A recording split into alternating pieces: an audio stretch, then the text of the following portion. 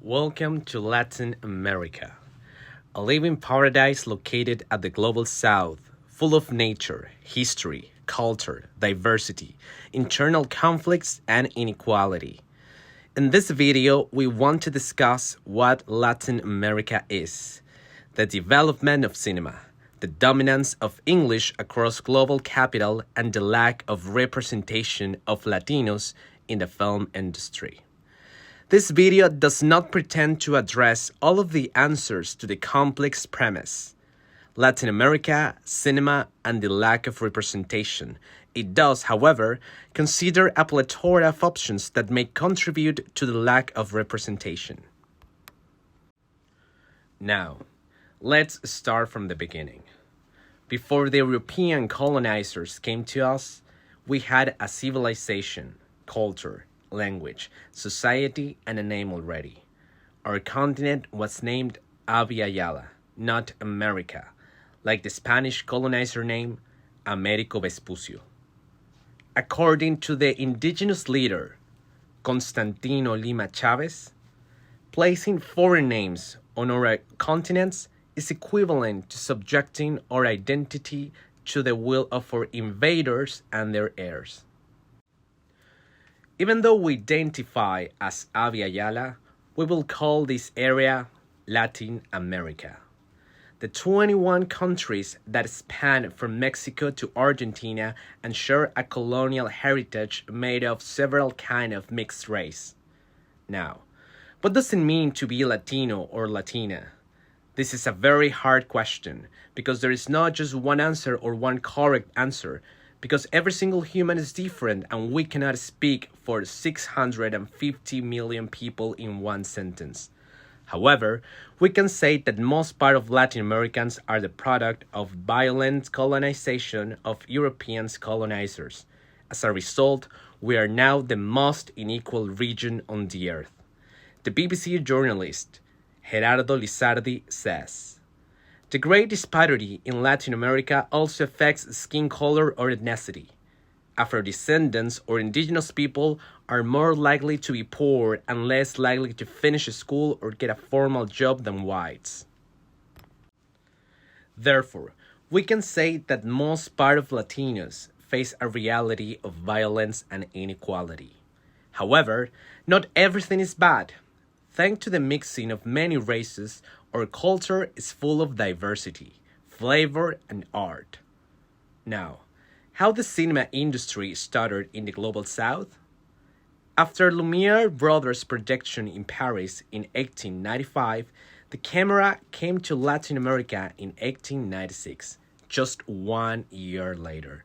However, it wasn't until 1930 that the cinema took relevance in countries like Mexico, Brazil, and Argentina. During this development, a new player entered the court. Since 1900s, the US has made Latin America its backyard. Thanks to the enormous resources that the region had, Washington had the ability to allocate governments, overthrow presidents, and line Latin America for its own benefit.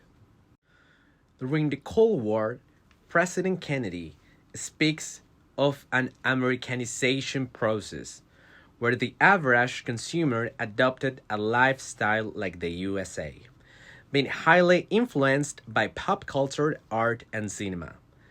This created a Western-wide perspective about what the aspirational ideal should be, reinforcing the race complex, identity traumas, and origins questions that the region had already.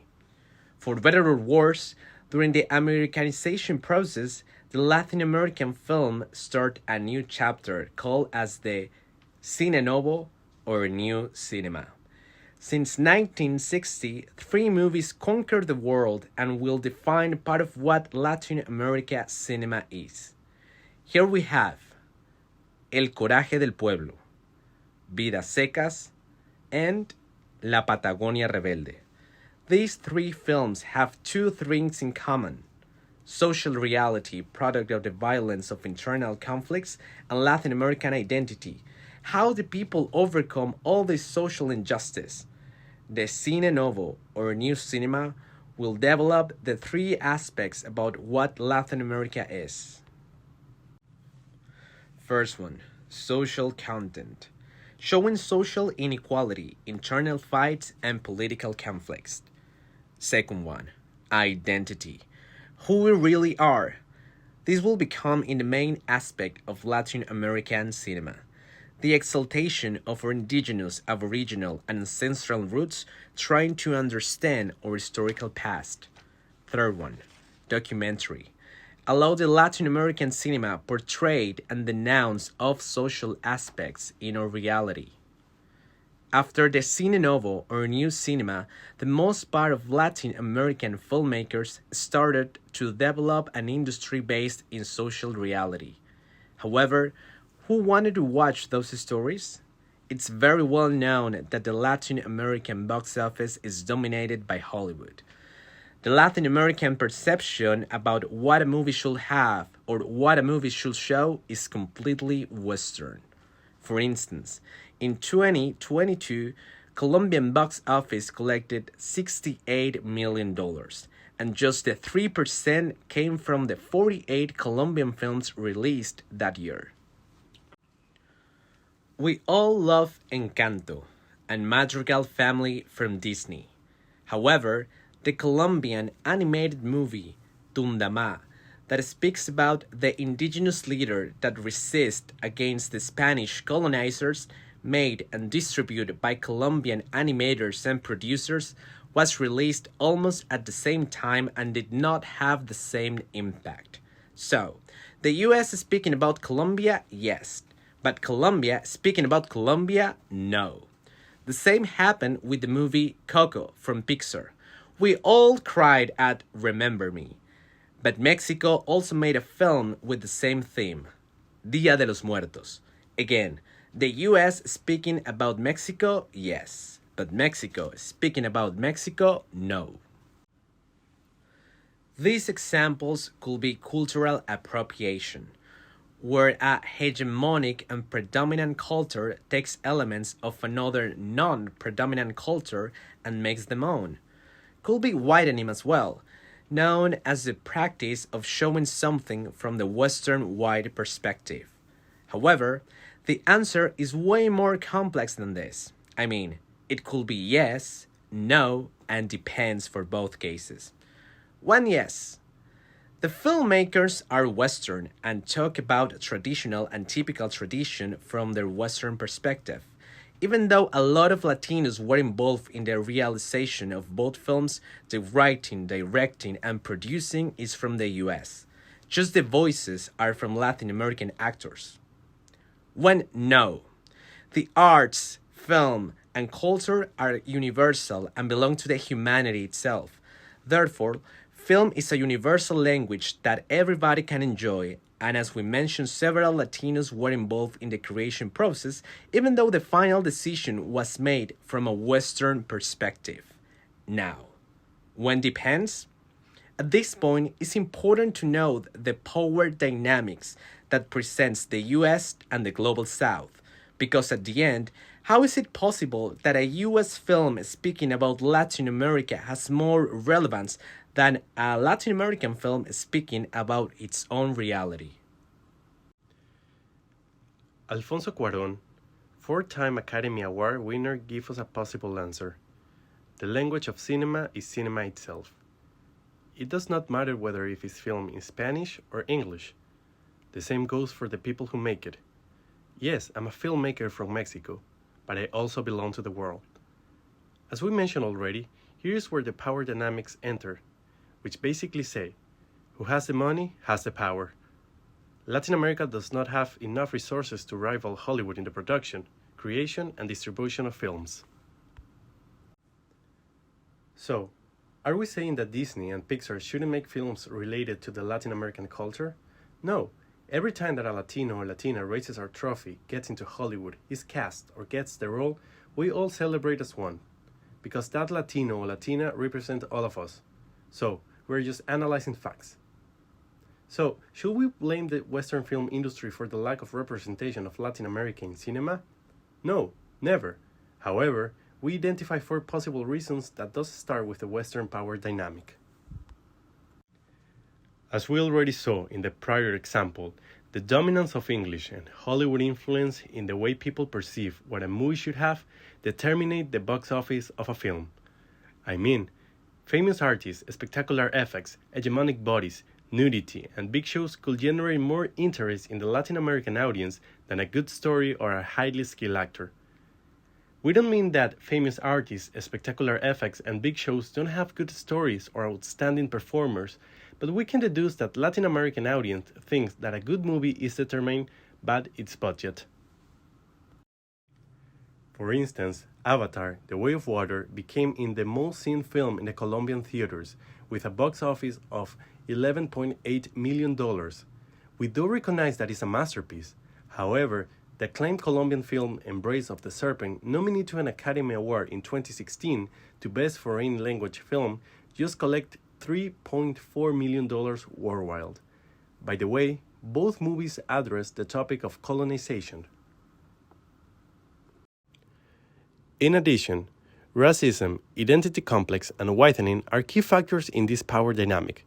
According to Agustin Cáceres, communication consultant for the Inter-American Development Bank, says, there exists an underrepresentation of diverse ethnic groups in the media that commonly are considered minorities. It is common to think that indigenous and blacks are minorities in Latin America when they are not. However, there is a high percentage of lack of representation in media and government. Second, lack of serious state investment and government support. USA and Latin America got the first camera technology relatively at the same time. However, it was the investment of President J.F. Kennedy government that exploded the already solid film industry, as part of its process of exporting American culture. One of the biggest bases of Western film cinema is a continuous support to great studios to develop the industry. On the other hand, Latin America bets on the development of industries such as tourism and hospitality in terms of entertainment.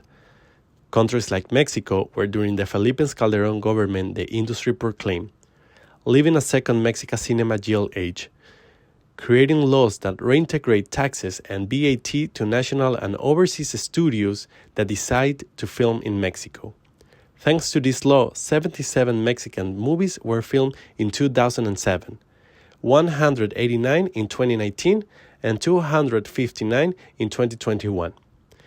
Being the highest number if we compare it with Argentina that filmed 217 films and Brazil with 169 films the same year. At that time, ex-president Felipe Calderón wanted to Mexico become in Latin America cinema worldwide capital. However, what happened with the other 18 countries? We want to know, because for some of them there are no even registers. This takes us to the third reason. Audience formation. As we mentioned earlier, we do have an industry. However, it looks like our people don't want to see our own cinema. According to Venezuelan film critic Sabrina Tortora, I've heard a lot of Latinos complaining about their cinema for focusing too much on social reality. Why do I want to see the reality inside a screen when I leave it outside? It is important that Latinos filmmakers listen to its audience. As a continent, we are very diverse and complex. Therefore, there's a space for a lot of realities, not just social inequality. In this audience formation, it is important to start to seduce and mesmerize the public in the distribution chain. Producers and students need to think how to show the importance of seeing Latin America films, filmed, produced, and distributed in Latin America. In fact, Netflix invested more in the distribution and marketing for the film Roma than the film itself. Netflix saw the importance of positioning indigenous actress Yalitza Aparicio in a worldwide media, even more when she got her nomination to the Oscars. As well, they created a full speech around the indigenous culture, lack of representation, and difference between social classes. Now, it is well known that Alfonso Cuarón received 3 Oscars in one night for that movie. Now, as a final factor, we have the economic situation that the region faces. Cinema should be for everyone, and everyone should have the right to enjoy it without any distinction. But How can a society go to the cinema if the 30% of its population live with less than $1 per day? How can they know that a movie is coming if 54% of its population does not have access to internet? Inequality and accessibility to cinema are other of the biggest issues that the region needs to overcome to make relevant our own film industry. To conclude, after the analysis provided, we can affirm that there is a supremacy that surrounds the worldwide film industry that rejects a third party. Even though Latin America has a clear potential to break into the international market, our countries don't have enough investment from the government to keep the productions as a certain quality. Besides this, there is no support from the national audience. And lastly, the economy and the reality that Latin America has to face daily can contribute to the growth of our art.